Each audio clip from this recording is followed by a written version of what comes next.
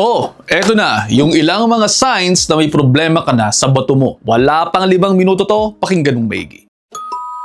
May isang pasyente nagpatingin sa akin pero worried siya. Wala naman daw siyang iniinda, hindi naman masakit yung tagiliran, akala niya okay lamang. Pero nakita, tumataas ang creatinine niya at mababa ang kanyang creatinine clearance at mayroong protina sa ihi. Tandaan natin na una sa lahat, ang sakit sa bato maaaring tahimik lamang. Ang tawag dyan, pwedeng silent destroyer. Bakit? Kasi bago pa lumabas ang mga sintomas, pwede na around 30% na ng kidney function ang pwedeng nawawala. So, ano yung mga dapat bantayan natin? Narito po, pakinggan yung maigi. Una, madalas o mahina ang inyong pag-ihi. Pwedeng maging madalas kayong umihi sa gabi o pwede rin naman sa kabaliktaran, wala masyadong output kahit marami kayong iinom. Minsan, pwede rin pumapansin ninyo na mayroong bula sa inyong mga ihi. Senyales yan ng proteinuria. Kung hindi sigurado kung bula yan o dahil sa lagaslas lamang ng tubig sa toilet, patingnan nyo ang inyong ihi kung mayroong protina. Proteinuria po ang tawag doon.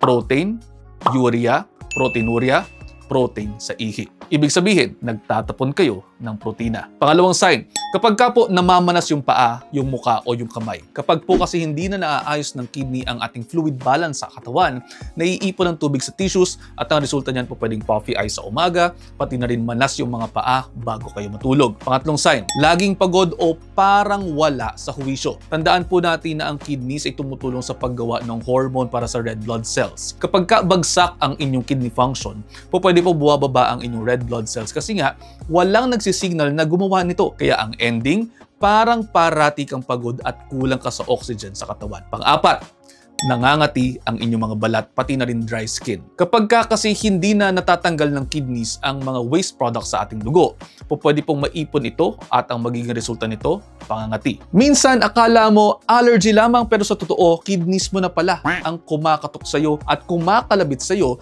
na humihingi ng tulong. Panglima, bad breath o lasa sa bibig na parang mayroong metal. Wala ka namang braces, wala namang metal sa bibig mo, pero parang may metal kang nararamdaman. Maaaring dahil yan sa uremia o pag-build up ng toxin sa katawan, kaya ang ending, pwedeng may maramdaman na kakaibang lasa sa bibig. At minsan, may naaamoy pa kayong hininga na hindi maganda kahit bagong toothbrush ka pa lang. Pang-anim, masyadong tumataas ang inyong blood pressure at hindi bumababa kahit na umiinom ka naman ng gamot. Yan ay dahil ang kidneys ay tumutulong po para maisaayos ang blood pressure natin. Kung hindi gumagana ng maayos ang kidneys, nagkakaroon ng fluid retention at sumisikip ang mga blood vessels. Kaya naman lagi sinasabi, maging faithful hindi lamang sa mga jowa, kundi pati sa inyong mga gamot at mga treatment plans, lalo na kung mayroong kidney problems kayo. Baka kasi sa kidneys mo ang dahilan, kaya hindi bumababa ang blood pressure mo. Pero tandaan na ang mga ito ay hindi para takutin kayo. Kung kayo po ay mayroong nararamdamang isa o higit pa sa mga yan, at lalo na kung mayroon kayong history ng diabetes, ng hypertension, ng kidney disease sa pamilya, ay magpalaboratory ka man lamang. Simple lamang ito,